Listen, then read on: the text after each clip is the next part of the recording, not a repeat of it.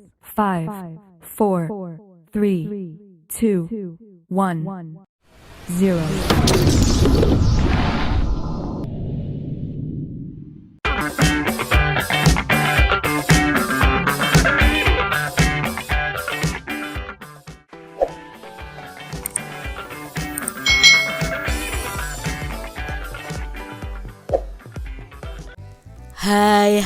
Hai.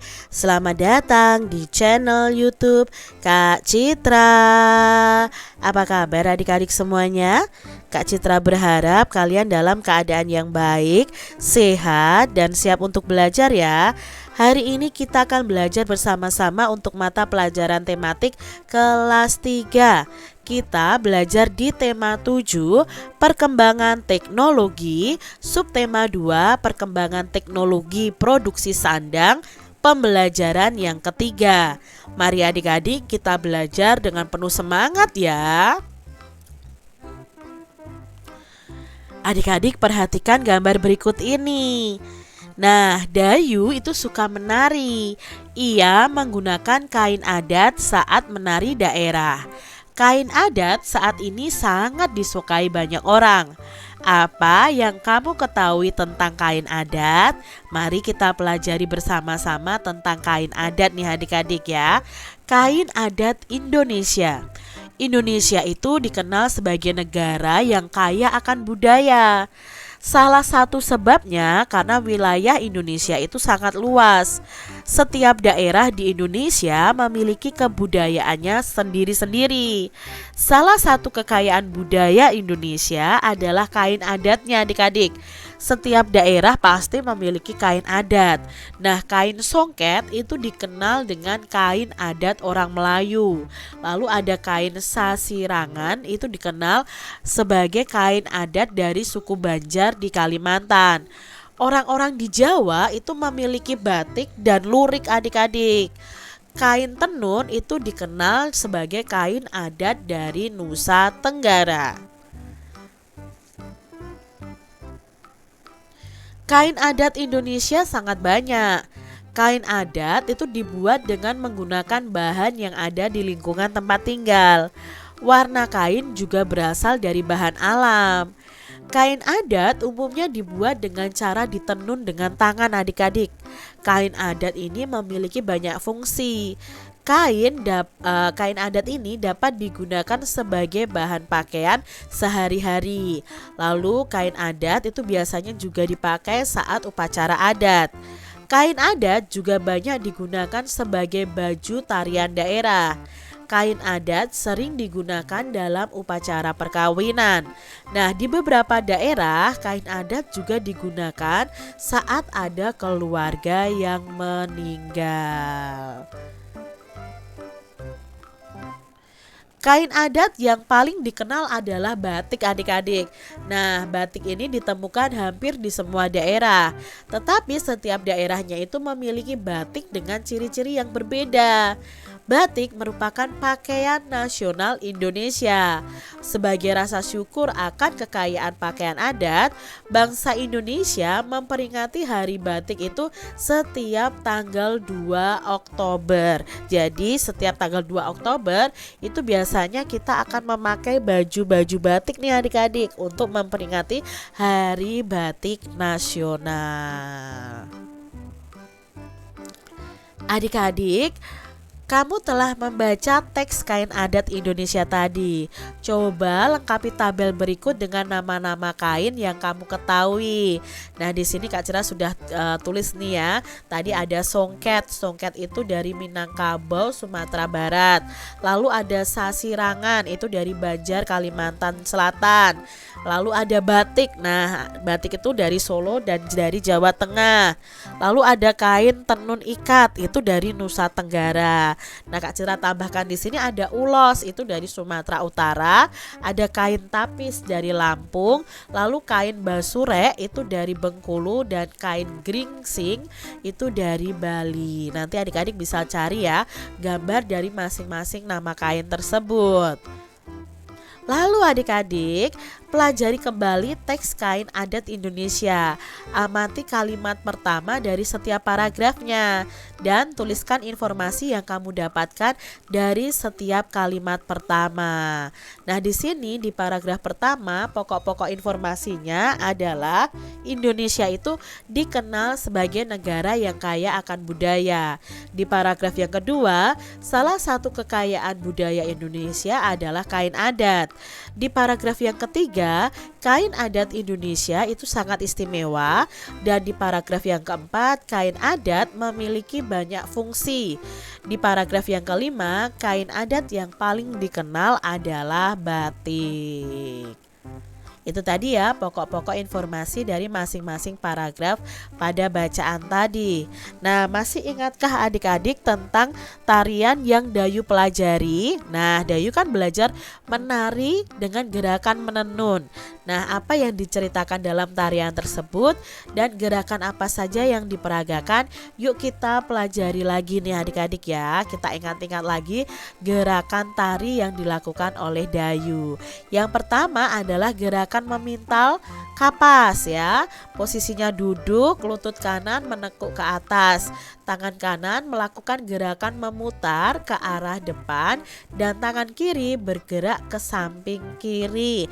Nah, gerakannya seperti ini ya adik-adik ya. Coba adik-adik tirukan ya. Nah, seperti ini ya. Kalian bisa tirukan. Lalu gerakan yang kedua adalah gerakan menenun satu. Nah, posisinya seperti ini. Posisinya duduk selonjor, kedua tangan bergerak lembut ke kanan atas dan bawah, lalu ke kiri atas dan bawah. Kepala bergerak mengikuti arah tangan. Nah, kalian bisa hitung 8 kali 1 hitungan. Gerakannya seperti ini adik-adik ya. Atas, bawah, lalu atas, bawah. Seperti ini ya. Gerakan berikutnya adalah gerakan menenun 2. Nah, posisi duduk selonjor. Kedua tangan bergerak kuat ke arah jari kaki. Lalu gerakan lembut ke arah perut ya. Ditarik ke arah perut. Badan membungkuk saat tangan ke depan dan badan menegak saat tangan bergerak ke arah perut. Nah, gerakannya seperti ini kalau digerakkan ya adik-adik ya. Dari depan lalu tarik ke belakang ya ke arah perut. Ya, bungkuk lalu lurus badannya seperti itu. Lalu gerakan berikutnya adalah gerakan menjemur. Nah, posisinya berdiri, kedua tangan bergerak kuat ke kanan atas, lalu bergerak lembut ke kiri bawah dan lakukan berganti arah. Kepalanya juga bergerak mengikuti arah gerakan tangan. Nah, seperti ini gerakannya ya adik-adik ya. Nah, seperti ini ya, secara bergantian arahnya.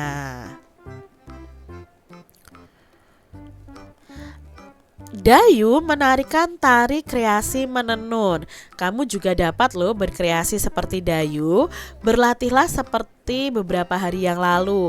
Lakukan gerakannya dengan riang gembira. Motif kain adat Indonesia itu sangat beragam loh adik-adik.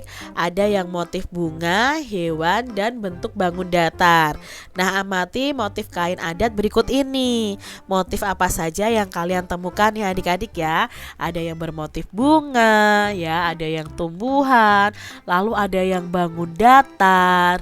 Nah, adik-adik bisa menggambar salah satu motif yang ada di gambar ini nih pada selembar kertas. Lalu guntinglah sesuai dengan bentuknya. Bangun datar itu memiliki simetri lipat. Jika yang pertama ya dapat dilipat menjadi 2 bagian yang sama besar. Lalu lipatannya saling menutupi dengan tepat dan memiliki yang namanya sumbu simetri. Kita ingat-ingat lagi tentang simetri lipat nih adik-adik ya. Pada pembelajaran sebelumnya sudah Kak Citra jelaskan. Misalnya di sini Kak Citra punya persegi panjang. Lalu persegi panjangnya itu Kak Citra lipat menjadi 2 dan saling menutupi dengan tepat seperti ini ketika dilipat. Dan ketika dibuka ya seakan ada garisnya. ya kan? Kalau kalian melipat itu seakan-akan ada garisnya. Nah, inilah yang disebut dengan simetri lipat.